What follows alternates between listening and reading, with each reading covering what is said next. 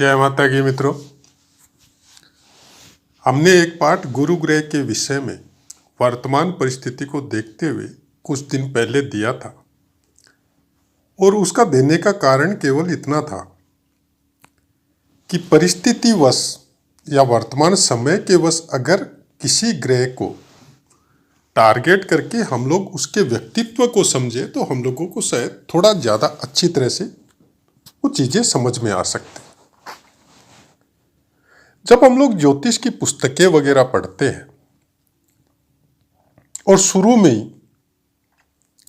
इसके बारे में हमने शुक्र ग्रह के बारे में भी ऐसा एक पाठ दिया था, तो शुरू में ही हम लोग भगवान के अवतारों के विषय में जब पढ़ते हैं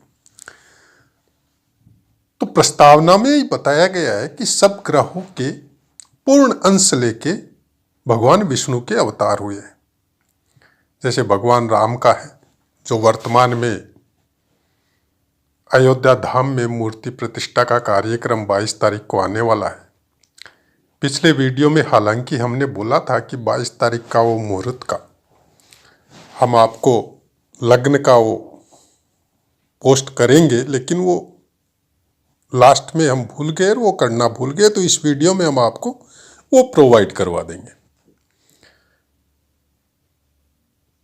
पूर्ण अंश चंद्रमा के थे भगवान श्री कृष्ण का, वैसे ही पूर्ण अंश शुक्रदेव के थे भगवान परशुराम का, और उसी तरह पूर्ण अंश गुरुदेव से लेके भगवान वामन का अवतार हुआ था, जिसकी कहानी आप शायद सब जानते हैं।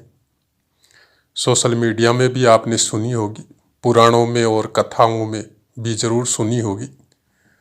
राजा बलि जब यज्ञ कर रहे थे तो लास्ट जो यज्ञ था वो पूर्ण होने के बाद में वो साक्षात इंद्र बन सकते थे। उसी यज्ञ में भगवान वामन रूप लेके और वहां पे भिक्षा मांगने राजा बलि के पास जाते हैं, और राजा बलि का वचन दिया हुआ था कि उस यज्ञ में जो भी कुछ कोई भी ब्राह्मण देव पधार के मेरे से मांगेगा मैं उसको प्रोवाइड करवाऊंगा। तो इस कथा के माध्यम से हम लोग ये समझेंगे कि गुरुदेव का व्यक्तित्व, उसके कारकत्व, उसके ज्ञान की अनंत सीमाएं, और उस ज्ञान को प्राप्त करने के बाद में वर्तमान समय में जो काम हो रहे हैं उसको, और उस ज्ञान के द्वारा हम लोग क्या क्या प्राप्त कर सकते हैं उसको, यही सब बातें इस वीडियो में हम लोग थोड़ी डीपली चर्चा करेंगे, जो शायद बहुत कम हम करते हैं, क्योंकि पुस्तकों का एक अलग मैटर होता है, अलग योग होता है, दुर्योग होता है, और उसके अनुसार उसको पूरी तरह बाईपास करके हम लोग कोई बात नहीं कर सकते ज्योतिष में। उसको समझने के लिए फिर आपके अंदर वो अंतर्दृष्टि होनी पड़ेगी, वो अभ्यास होना पड़ेगा।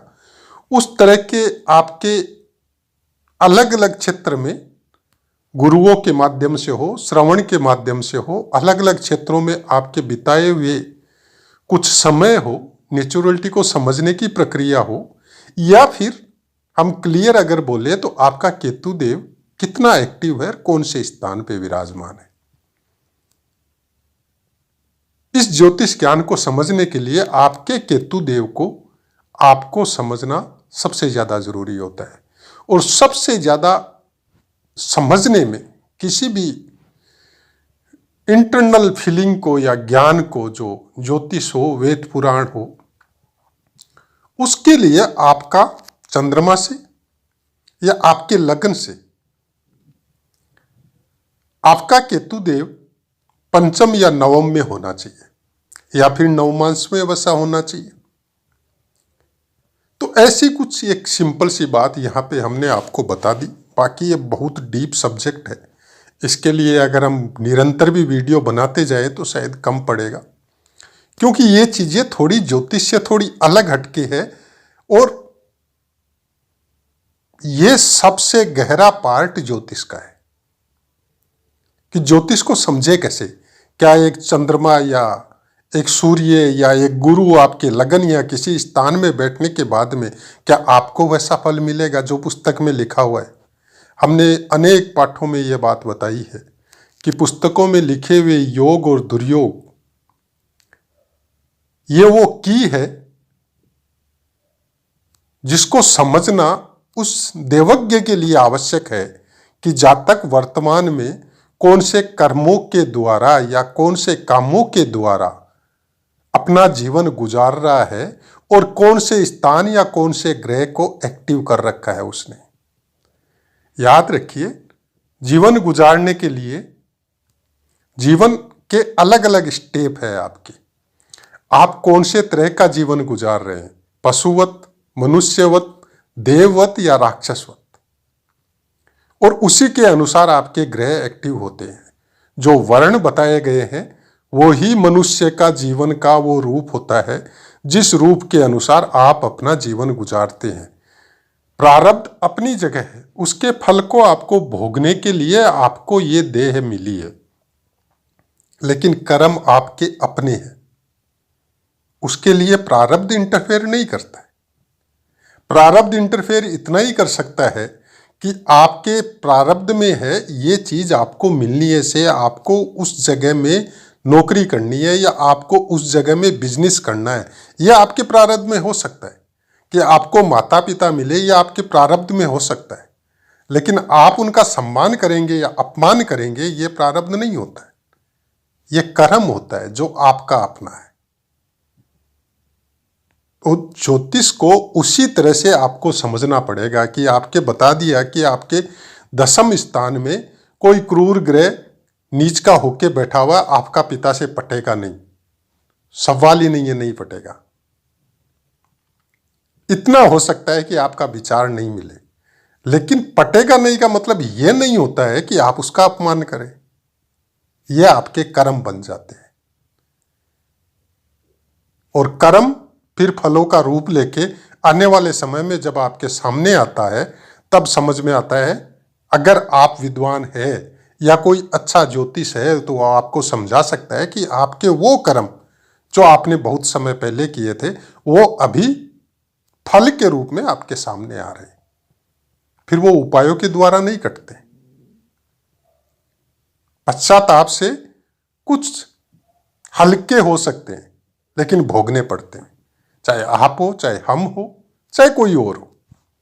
और गुरुदेव को जब बताया जाता है वामन अवतार, इसका बहुत गहरा मीनिंग है। इसमें ज्योतिष में वो बातें लिखी हुई नहीं है जो हम यहां आपको बताने जा रहे हैं। वो बातें लिखी हुई आपको पुराणों में मिल सकती है, उपनिषद में मिल सकती है, लेकिन ज्योतिष की पुस्तकों में देखने को नहीं मिलेगी। उनमें यह मिल सकता है कि गुरुदेव आपके फर्स्ट स्थान में बैठे हैं तो ऐसा फल होगा, दूसरे में बैठे हैं या तृतीय में बैठे हैं या चतुर्थ में बैठे हैं तो उसके ऐसे फल होंगे, वो बताया जा सकता है। लेकिन अभी हम जो बातें कर रहे हैं वो आपको ज्योतिष में नहीं मिलेगी। लेकिन ज्योतिष का अगर गहराई से अध्ययन किया है तो वो दृष्टि आपको जरूर मिलेगी कि आपको ग्रह को समझने में आपको सहायक सिद्ध होगी। वामन अवतार मतलब जब आपके मस्तिष्क में गुरु ग्रह का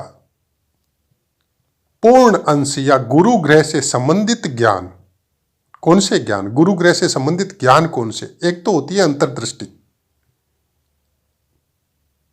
जो कि गुरुदेव ही प्रदान करवाते हैं, लेकिन उसमें साथ होता है केतुदेव का, और एक पुराणों का, वेदों का, ज्योतिष का, उपनिषद का और देव भाषा संस्कृत का संपूर्ण ज्ञान, अक्षरस्थ ज्ञान जो सदियों से चला आ रहा है और अनेक बार बनते बिगड़ते अनेक विद्वानों ने अपने हिसाब से उनमें चर्चाएं की, उसमें अलग अलग व्याख्याएं की, वो सब आपके मस्तिष्क में सेट हो गया। यह हो गया गुरु ग्रह का ज्ञान। वामन अवतार क्या बता रहे? वामन अवतार बता रहा है कि जब आपके अंदर ज्ञान अपनी पराकाष्ठा तक पहुंच जाए, तब आपका स्वरूप आम आदमी से भी छोटा हो जाना चाहिए। मतलब आपको झुक जाना चाहिए। आपको अपने आप को बड़ा नहीं दिखाना है।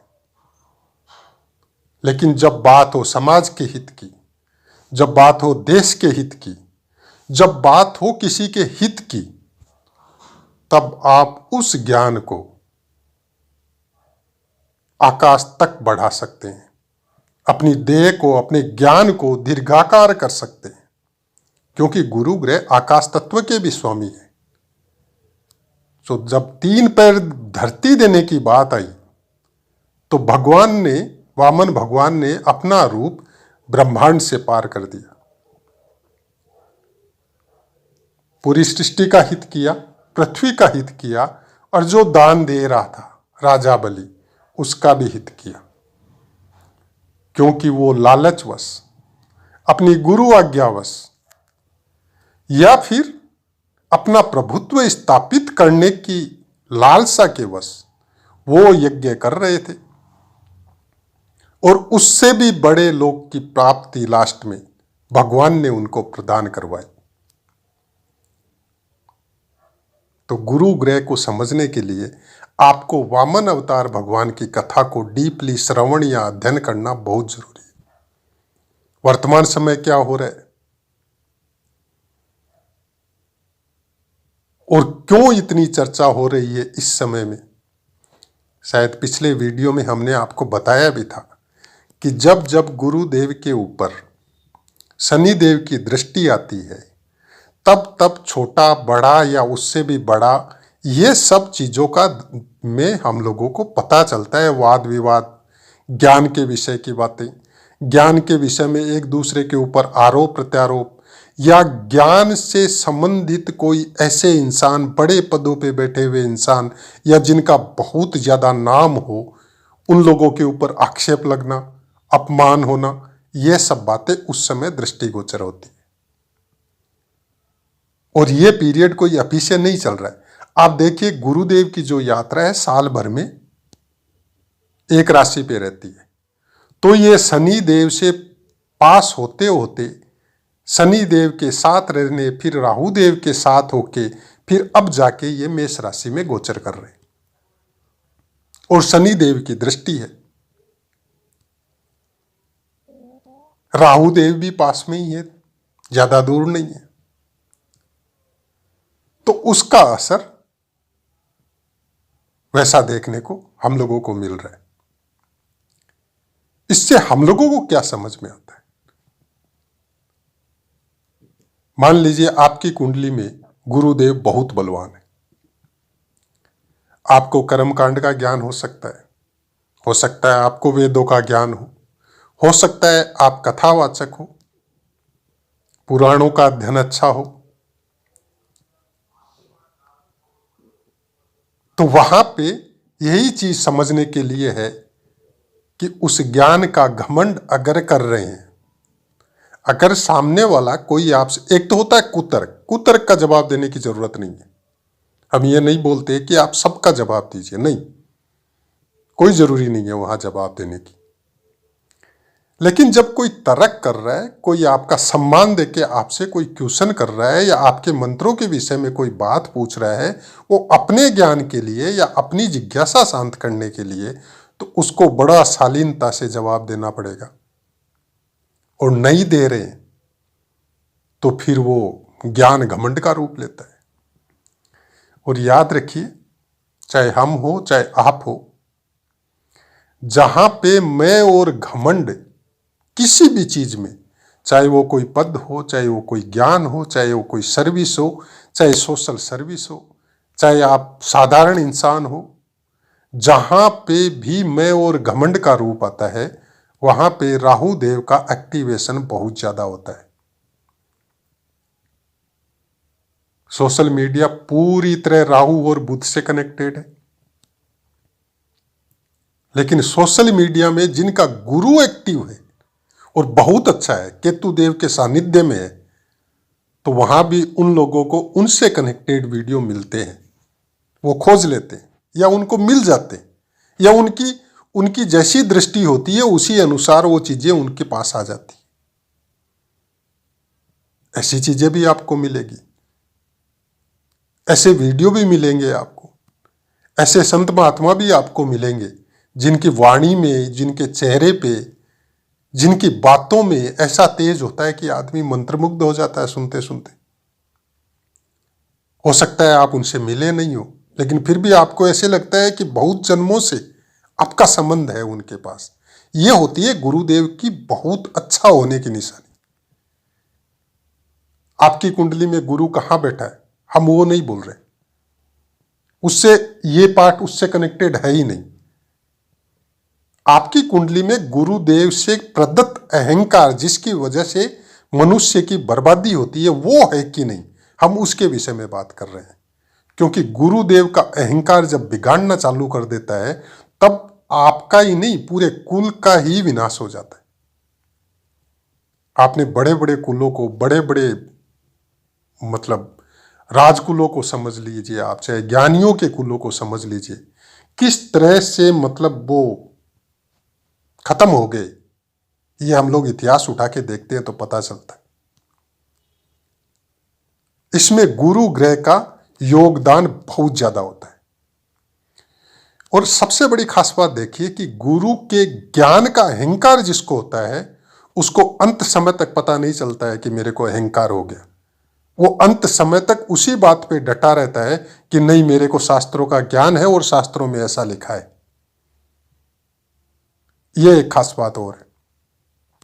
बाकी ग्रह का अहंकार फिर भी सोचता है आदमी जरूर कि नहीं, शायद हम कहीं गलती कर रहे हैं, लेकिन गुरु ग्रह से प्रदत्त अहंकार ऐसी बुद्धि नहीं आने देता है।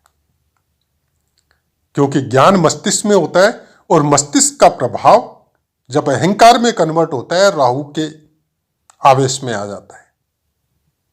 वो पूरी तरह फिर राहु का गोचर या राहु से कनेक्टेड शक्तियां वहां पे अपना काम करने लग जाती।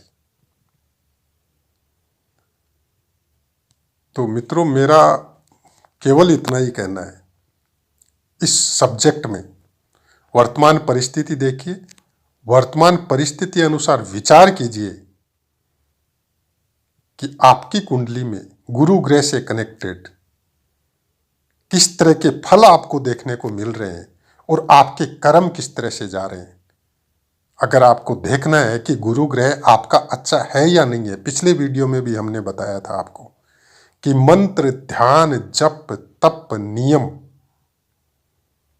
उसका एक अंश भी अगर आपके अंदर है, मान लीजिए सोशल मीडिया में आप शिव जी के अभिषेक का संस्कृत उच्चारण का सुन रहे हैं और आपके मन और आत्मा को प्रफुल्लित कर रहा है और बहुत अच्छा लग रहा है आपको, आप यकीन मानिए आपका गुरु ग्रह बहुत अच्छा है। चाहे वो कहीं भी बैठा हो कुंडली में, आप किसी संत महात्मा को देखते हुए, चाहे वो संत महात्मा किसी भी लेवल में हो, चाहे आप उनको जाके साष्टांग दंडवत करने की आपके पास क्वालिटी न हो, आपको आज्ञा न हो, लेकिन फिर भी दूर से अगर आप उनको देख के नमस्कार करते हैं, प्रणाम करते हैं और अपने रास्ते चले जाते हैं, मतलब आपका गुरु ग्रह बहुत अच्छा है। आप चाहे महीने में एक बार भी किसी मंदिर में जाके थोड़ी देर भी मूर्ति के पास में बैठ के या थोड़ी दूर बैठ के थोड़ा नाम जप ध्यान करते हैं और करते करते आपको समय का पता नहीं चलता है और बहुत बार पूजा करते करते आंखों से आंसू भी आने लगते हैं, तो ये मान के चलिए कि गुरु के साथ साथ आपका केतुदेव भी बहुत अच्छा है। और ये आपके ही जन्मों को नहीं, आपके इस जन्म को ही नहीं, आपकी कई पीढ़ियों के जन्मों को सुधारेगा। अगर ऐसी क्वालिटी आपके अंदर आने लग गई कि किसी भी मूर्ति में या अपने इष्ट में या अपने गुरु में या अपने माता पिता के चरणों में बैठने के बाद में आपकी आंख और आपके हृदय द्रवित होता है, तो आप देखिएगा आपकी गुरु ग्रह की अंगुली के नीचे आपको एक सीधी लाइन जरूर मिलेगी। ये वो बताती है कि कुछ सिद्ध शक्तियां आपके साथ जुड़ चुकी है और आने वाले समय में आपको उसका अच्छा फल जरूर मिलने वाला है। तो आशा है मित्रों पाठ समझ में आया होगा। अब अपनी वाणी को विराम देते हैं और आपसे आज्ञा लेते हैं। जय माता।